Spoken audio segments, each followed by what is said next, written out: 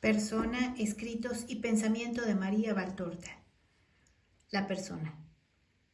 María Valtorta, personalidad excepcional y extraordinariamente dotada, revive en la apasionante autobiografía que se detiene en 1943, año de su compilación. Las noticias del periodo sucesivo son testimonio por otros documentos y por otros testigos directos. Nació el 14 de marzo de 1897 en Caserta, donde sus padres, que eran lombardos, se encontraban temporalmente.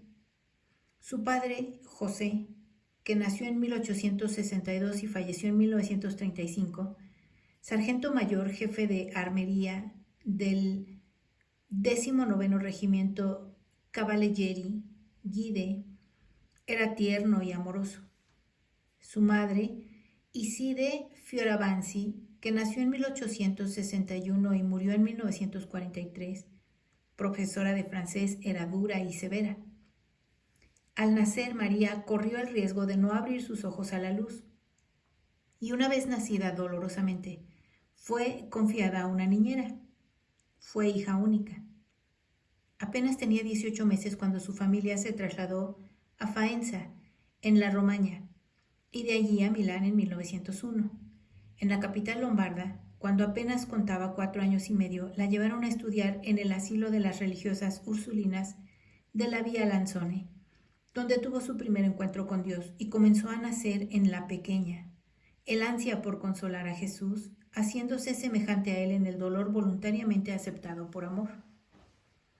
En octubre de 1904, a los 7 años de edad, pasó al Instituto de las Religiosas Marcelinas en Vía 20 de septiembre, para iniciar allí los estudios elementales, distinguiéndose de inmediato como la primera de la clase por la inteligencia don de Dios. En el mismo instituto, pero en la sede de Vía Quadromo, el 30 de mayo de 1905, recibió el sacramento de la confirmación de manos del siervo de Dios, cardenal Andrea Ferrari, cuyo contacto le infundió verdaderamente el espíritu del amor. Siguiendo siempre los traslados del regimiento del padre, la familia Valtorta fue a transferirse a Voghera en septiembre de 1907, en donde María pasó a la escuela estatal frecuentando contemporáneamente, por exigencias maternas, las lecciones de francés que un grupo de religiosas expulsadas de Francia daba cada jueves. Si para ella fue un estudio inútil, porque estaba ya muy adelantada, en cambio su alma volvió a sentir la fuerza de su comunión con Dios. Gracias a las religiosas francesas, el primer domingo de octubre de 1908, en Castello, María pudo hacer su primera comunión. Con gran dolor de su parte, el padre no asistió porque la madre había juzgado inútil su presencia. Siempre por el despotismo de la madre y por la timidez de su padre, María debió dejar la casa a los 11 años, en marzo de 1909, para entrar en un internado. Se trataba, en compensación, del bellísimo Colegio Bianconi de Monza, de las Hermanas de la Caridad de María Santísima Niña, en el cual se encontró bien y permaneció allí hasta febrero de 1913, o sea, por un periodo de 5 años escolares y 4 años solares. Debido a su carácter generoso y firme, fuerte y fiel, mereció el sobrenombre de Valtortino, y su amor al estudio, al orden y a la obediencia le procuró ser citada como alumna modelo. Una vez más su madre se interpuso en su vida y obligó a su hija que estudiase tecnología, aun cuando ella no tenía cualidad para las matemáticas. Nada raro, pues, que hubiera sido reprobada en las ciencias exactas, por lo cual no tuvo más remedio que recuperar el tiempo perdido con todas sus fuerzas y terminar el programa clásico, donde aprovechaba muy bien y consiguió la licencia. Debiendo abandonar el internado, aquel nido de paz, su corazón sintió los presagios del futuro que le esperaba y temblaba de miedo y de dolor. Asistió con ardor a los últimos ejercicios espirituales en el internado, tratando de sacar de ellos un fruto verdadero para sus futuros años en el mundo y un programa para su próxima vida. Nuevamente el Señor se hizo sentir y le hizo comprender cuál debería de ser su vida y sus relaciones para con Él. En la primavera de 1913, la familia Valtorta se trasladó a Florencia, no por las obligaciones militares del padre, sino porque José recibía la jubilación por motivos de salud. En compañía del padre, María salía frecuentemente para visitar los lugares bellos de la ciudad y por propia decisión. Llevaba la misma vida de colegiala, obstaculizada por la madre que le daba gratuitamente lecciones de indiferencia religiosa. En Florencia María conoció a Roberto. Era nacido en Bari, era de hermosa presencia, rico, doctorado en literatura, pero no ejercitaba su profesión porque no tenía necesidad y había venido a Florencia para investigar en las bibliotecas florentinas diversos datos, ya que se proponía escribir una obra sobre los primeros escritores italianos. Era muy bueno y serio y afable. Se quisieron mucho, con un amor silencioso, paciente y respetuoso. Pero inexorablemente la madre tronchó en su nacimiento aquel tierno sentimiento. Suerte que le cupo 9 años después, cuando se encontró con otro joven llamado Mario, un joven cuya madre había muerto. Al principio María lo trató para servirle de luz y de guía, para que llegase a ser un buen hombre y valiente oficial.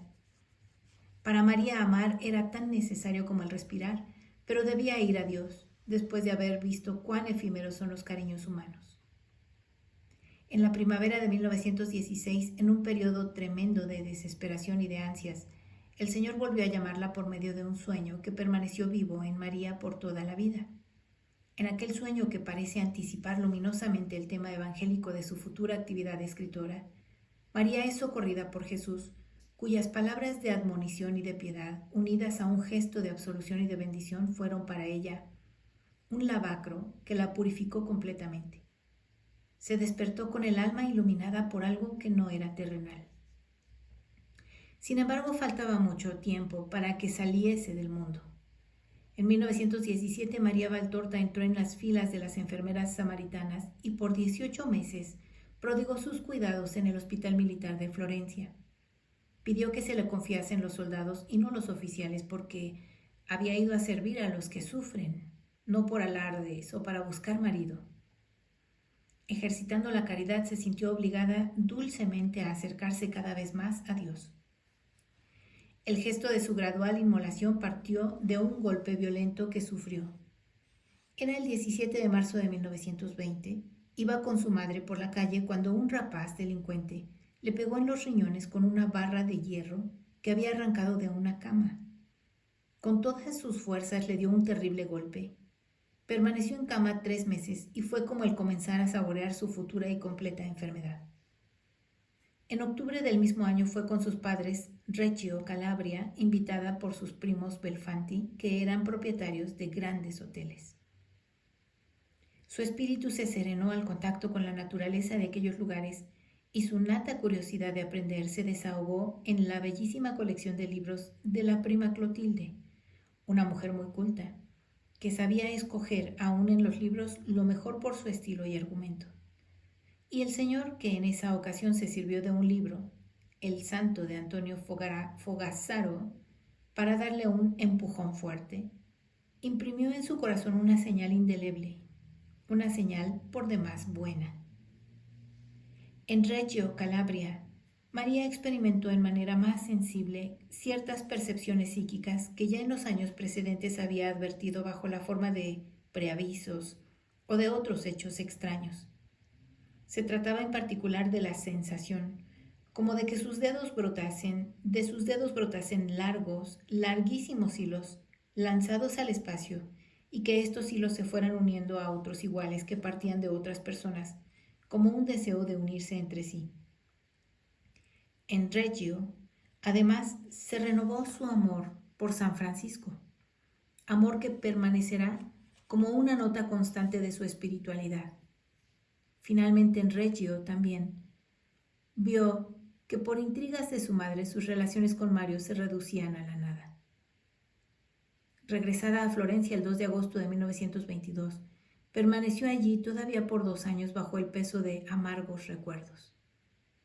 En septiembre del 24, la familia Valtorta se trasladaba definitivamente a Viareggio, en donde el 23 de octubre tomaba posesión de la casita recién comprada. En Viareggio, María continúa a llevar vida retirada fuera de alguna escapada al mar o al bosque y de las salidas a comprar lo necesario para cada día, lo que le permitía hacer visitas a Jesús sacramentado sin atraerse las iras de la madre.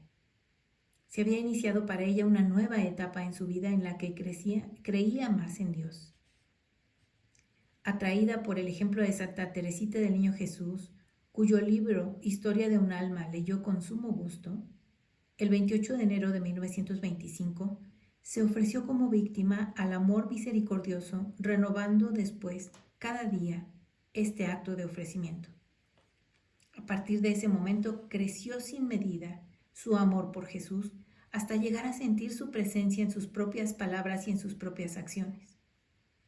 Llevada del ansia de servir a su Dios, quiso entrar en la compañía de San Pablo, pero tuvo que contentarse con desarrollar un apostolado humilde, escondido, conocido solo por Dios, fortalecido más por el sufrir que por el obrar. Pero a partir de 1929, cuando entró en la Acción Católica como delegada de Cultura de los Jóvenes, pudo darse abiertamente al bien de las almas, trabajando con entusiasmo y dando conferencias que atraían numerosos oyentes, aún entre los no practicantes.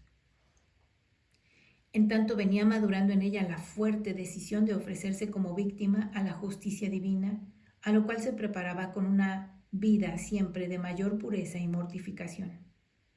Ya de tiempo atrás, había hecho los votos de virginidad, pobreza y obediencia. Cumplió su nuevo acto de ofrecimiento el 1 de julio de 1931 y los sufrimientos físicos y espirituales no cejaron ni un solo momento.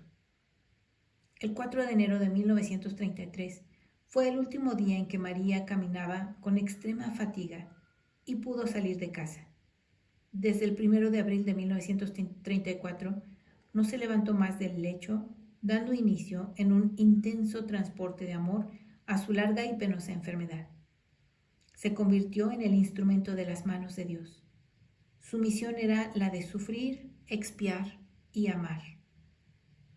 En este periodo, y precisamente el 24 de mayo de 1935, en casa de Valtorta, entró María di Chiotti, quien llegaría a ser la compañera fiel de María, la oyente de sus escritos, la que asistiría amorosamente hasta la muerte y que ahora conserva sus memorias.